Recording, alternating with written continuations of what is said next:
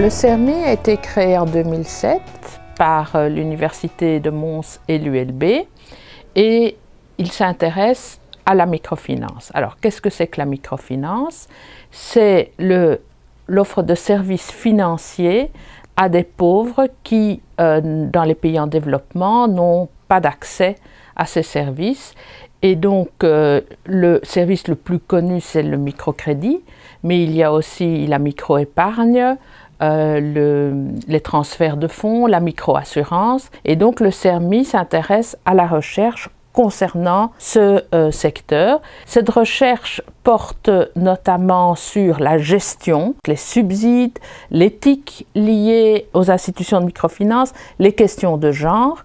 Et donc, le CERMI réunit tous les chercheurs en Europe qui sont concernés par ces problématiques et qui donc ont la possibilité d'interagir sur ces questions. Nous organisons des séminaires, nous avons organisé une grande conférence de recherche en microfinance. Nous organisons aussi un master complémentaire conjoint qui forme les étudiants qui ont déjà un master à la microfinance. Et c'est ainsi également que nous avons naturellement des professeurs de partout en Europe qui viennent enseigner dans notre programme et qui collaborent avec nous en recherche.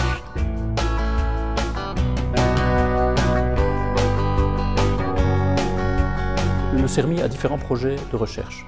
Nous avons notamment gagné un appel d'offres qu'avait lancé la Banque européenne d'investissement. Ils souhaitaient étudier pourquoi, dans certains pays, on a observé des crises en microfinance avec des situations de surendettement. Nous avons un projet qui va courir jusque fin 2015, lequel projet a pour objectif d'étudier les différents aspects qui permettent de comprendre pourquoi de telles crises surviennent. Et donc, très concrètement, nous sommes associés avec 3 autres équipes.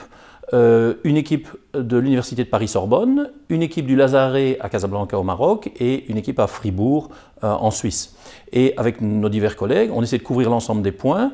Nos collègues de Paris, de Fribourg et marocains travaillent le volet demande pour comprendre pourquoi, du point de vue du client, des situations de surendettement apparaissent et également l'environnement général dans lequel ces situations surviennent. Et nous, CERMI, on va commencer la phase de notre investissement dans ce projet en étudiant l'aspect offre, en essayant de comprendre quels sont les aspects de management, les aspects de gouvernance dans les institutions de microfinance qui, quelque part, tolèrent, voire génèrent des pratiques de surendettement qui ne sont évidemment pas au cœur des objectifs des institutions de microfinance. Et donc, en réunissant les apports des uns et des autres, ce qu'on espère fournir à la Banque européenne d'investissement, c'est une espèce de tableau de bord global, une vision générale des éléments à prendre en compte pour éviter que des crises qui soient néfastes pour les clients surviennent en microfinance.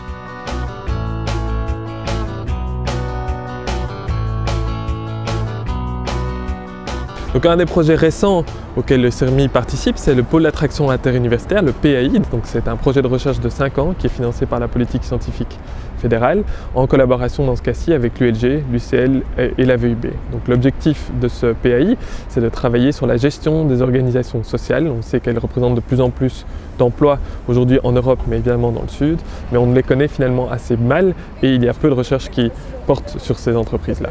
Donc c'est l'objectif du pays, c'est de mieux comprendre ces entreprises, de comprendre comment elles peuvent se déployer, quels sont les modèles finalement de gestion pour celles-ci. On a un certain nombre de boîtes à outils pour les gestions des entreprises plus traditionnelles, mais pour les entreprises sociales, ces modèles doivent évoluer et doivent s'adapter.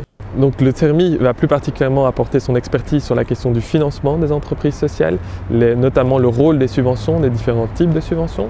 Deuxième axe majeur, la question de genre. Donc ce sont des entreprises qui emploient beaucoup de femmes. Quel est l'impact de ce modèle d'entreprise à finalité sociale sur les questions de genre? Troisième axe, c'est la question de la gouvernance. Comment est-ce qu'on gère ces entreprises et quel est l'impact à nouveau des différents types de fonctionnement de ces entreprises sur la gouvernance?